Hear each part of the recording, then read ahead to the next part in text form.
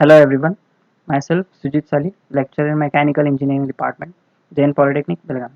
So today we'll go through the first unit from the chapter or from the subject Basic Thermal Engineering, that is Basic Concepts and Laws of Thermodynamics.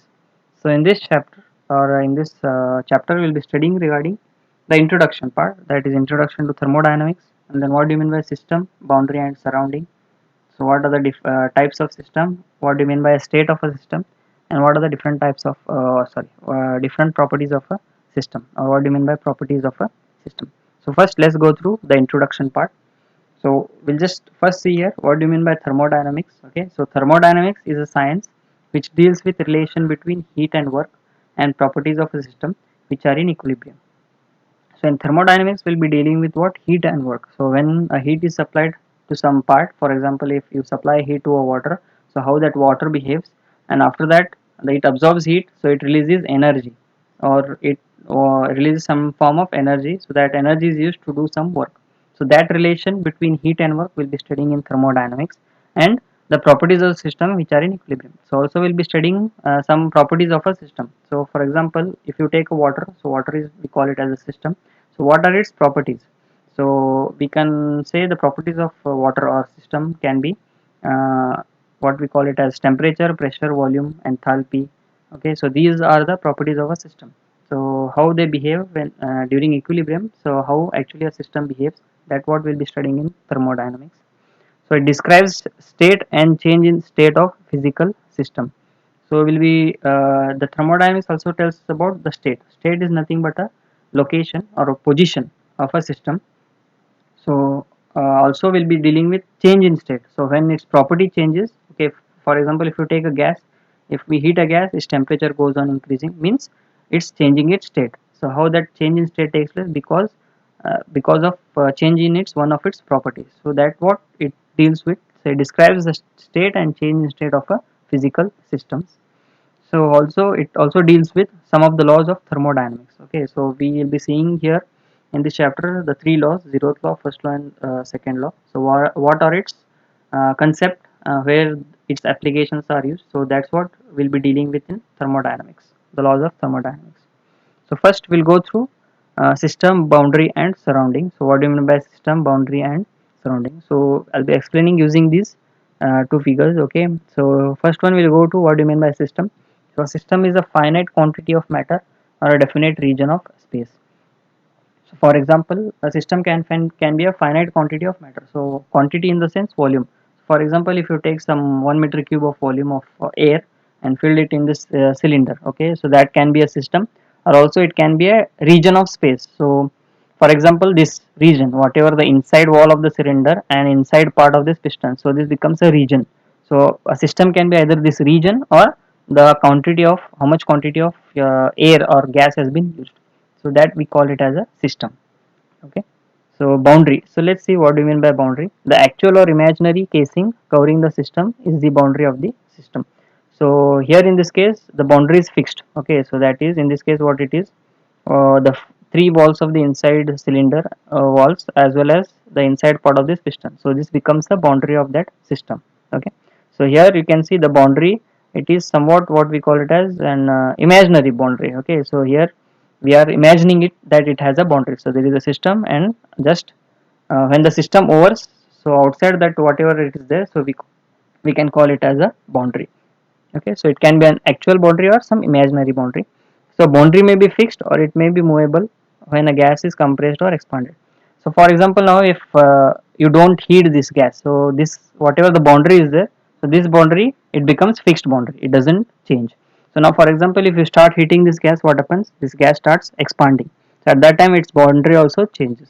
Okay, so boundary may be fixed or it may move when a gas is compressed or expanded. So boundary may be a real or imaginary. So it can have both type of boundaries, a real boundary or imaginary boundary. So in this case, the three walls of the inside walls of the cylinder as well as this inside side of the piston, we can say that this is a fixed boundary. So in this case, you can see that we can call it as an imaginary boundary. Okay, because it is freely movable into the space. It is freely kept in the space. Okay, so whatever that system, when the system it's finished. Okay, for example, if you take some amount of water which is placed on a plate. Okay, so that plate, whenever that system it gets over, so that whatever the outer side of that system, we call it as some imaginary boundary. Okay, so a boundary can be a real or imaginary. So let's see what do you mean by a surrounding. The space outside the boundary can be called as surrounding. Yeah, so here there is a system, and just covering it outside, the outside part, the covering, we call it as its boundary, and whatever the outside environment is there, so that environment we can call it as a surrounding. So for example, if you take a room, okay, so if you keep something inside it, so that can be called as a system, and whatever the inside walls of the room is there, so that wall we can call it as a boundary, and whatever the everything outside of that boundary we can call, or the environment that is there in that room, which room is there, so that environment we can call it as a surrounding. The space, whatever the space is there which is outside the boundary, which is covering the boundary outside on all sides, we can call it as a surrounding. So next, let's go to state of a system. So we'll be seeing what do you mean by state of a system. State is a condition of a system at a particular time measured by its properties. So a state, for example, now take a gas. Okay, so at initial, when you take a gas, it's having some initial temperature, pressure, and volume. So that we can say it as an initial state.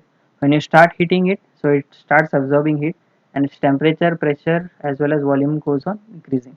Okay, so that we can call it as some final state or change in state. So your state, for initially your gas is at A, so this is initial state. When you start expanding, when you start heating the gas, it expands and finally it reaches point B. So A can be final state and B can be initial state.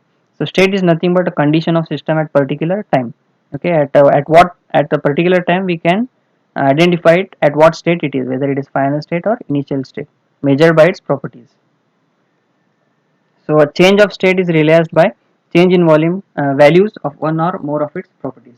So how can we say that a system has undergone a change in state?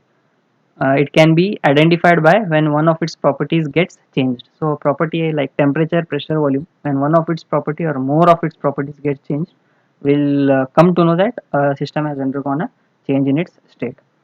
So properties such as temperature, pressure, and volume, internal energy, etc. Okay, so these are the properties of a system, that is temperature, pressure, volume, internal energy, entropy, enthalpy. So these are the properties of a system. So next, let's see what do you mean by types of systems. Okay, so we have seen what do you mean by system. Okay, so system can be uh, an imaginary system can be what we call a region, or also it can be some matter. So matter can be, for example, your air or liquid. So it can also be some region. For example, if you are taking a bowl and placing a water in it, so that bowl can be that bowl, inside wall of that bowl, so it can be a system, or else your system is what, water. So it can be either a matter or it can be a region. Okay, now we have seen that system. We'll see what are the different types of systems. So first one, we'll see what do you mean by open system. So in open system, the matter flows in or out of the system. Okay, so for example, if you consider this piston and cylinder arrangement. Okay, so now what I'll do is I'll supply air, okay, a compressed air from here. So what that compressed air does is it, the whole air also passes, as well as it passes the energy to the piston, so that piston moves to the right side, and same way again it goes out. Same way I'll again supply the compressed air, it does some work on the piston, it pushes the piston, again it goes out. So here you can see that the in open system, along with mass, its energy is also flowing from into the system as well as outside to out of the system. Okay, so here both air as well as energy is passing into the system, as well as it is again going out of the system. So in open system, both matter as well as its energy flows in and out of the system. So next, let's see what do you mean by closed system. So only energy interaction takes place between the system and surrounding. For example, now you have a air in this piston cylinder arrangement, so piston can be moved easily inside the walls of the cylinder. So when I start heating this, what happens, whatever the molecules are there inside the gas, they start exciting and it starts absorbing heat, and the gas starts expanding. So when it starts expanding, what happens, so whatever that energy is there, that energy is supplied to the piston and piston starts moving upwards. Okay, so in this case you can see there is no flow, or there is no interaction of this matter, or what we call it as this gas, with the surrounding. There is only the interaction of energy, means the energy from the gas is supplied to the piston and piston moves. Okay, so there is only energy interaction, there is no mass interaction of the gas. So that is what the closed system. Here energy, here only in case of closed system only energy can pass from the system out to the surrounding. No matter is allowed to pass from the system into the surrounding. There is no transfer of mass. That is what, there is no transfer of mass, there is only transfer of energy. So let's see the third one. What do you mean by isolated system? System in which there is no transfer of energy nor matter from the system into the surrounding.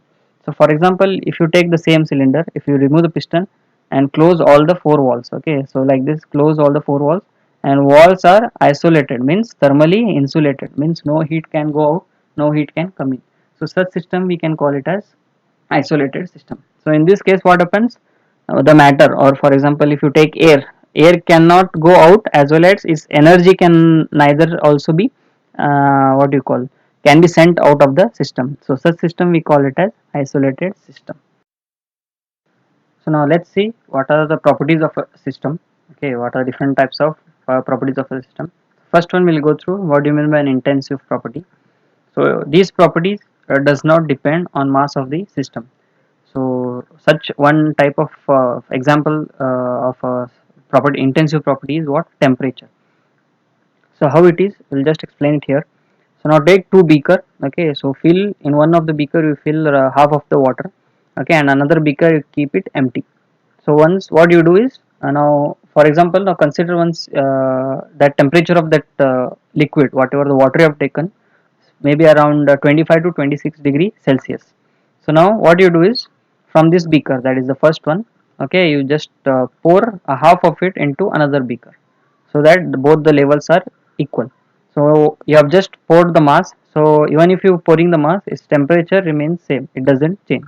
Whether now from 500 ml it has become 250, 250, but the temperature they remain same, they doesn't change. So such property we call them as intensive property. Even you go on changing the mass, its temperature remains same, it doesn't change. Hence we call them as intensive property, whose property does not depend on the mass of the system. Clear? So next we'll see what do you mean by extensive property. So these property depend on mass of the system. So examples you can say volume, mass. Okay, so here again same way, take two beaker A and B. So fill in one, you fill 250 ml, in another you fill 750 ml.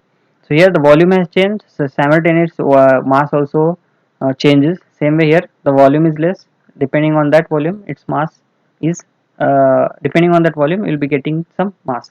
So here you can see there are two different volumes and two different masses. So such property we call them as extensive property. Okay, so if you go on increasing the volume here, its mass also goes on increasing. So if you take a bigger beaker and again fill the water, so its volume increases, simultaneous mass also increases. So such property we call them as extensive, means one of its properties they depend on mass of the system. So here there is another important concept you have to remember.